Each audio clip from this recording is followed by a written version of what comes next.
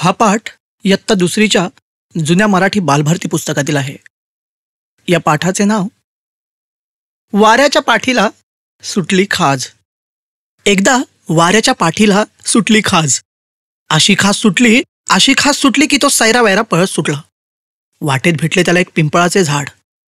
पिंपळाच्या झाडाने विचारले, असा पळत काय सुटला आहेस सैरावैरा? वारा म्हणाला, अरे माझ्या पाठीला सुटली आहे खाज.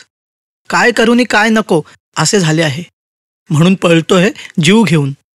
झाड म्हणाले, अरे इकडे ये, माझ्या खरखरीत अंगाला तुझी पाठ घास, मग तुला बरे वाटेल. वाऱ्याने पिंपळाच्या अंगाला आपली पाठ घासली खसखसा, पण त्याला आराम वाटणार तरी कसा? पिंपळाचे अंग काही तितकेसे खरखरीत नव्हते. तेव्हा तसाच तो पुढे पळत सुटला. पुढे भेटले त्याला एक वेळूचे वन.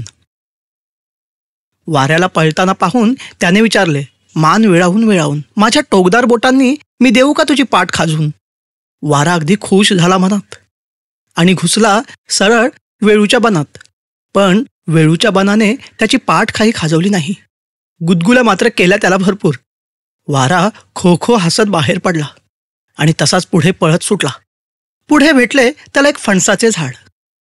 त्याच्या अंगाला लटकत होते फणस जड. वाऱ्याला पळताना पाहून फणसाच्या झाडाने म्हटले, माझ्या अंगावर मोठमोठे खरखरीत ब्रश आहेत चांगले, तुझी पाठ त्यांच्यावर घास आणि मग बघ कसे वाटते झकास. वाऱ्याने पाहिले, खरेच चांगले मोठमोठे खरखरीत ब्रश.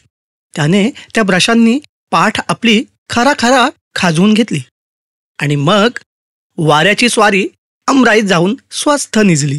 असेच पाठ आणि कविता तुम्हाला ऐकायच्या असतील तर आमच्या चॅनलला सबस्क्राईब करून ठेवा. धन्यवाद.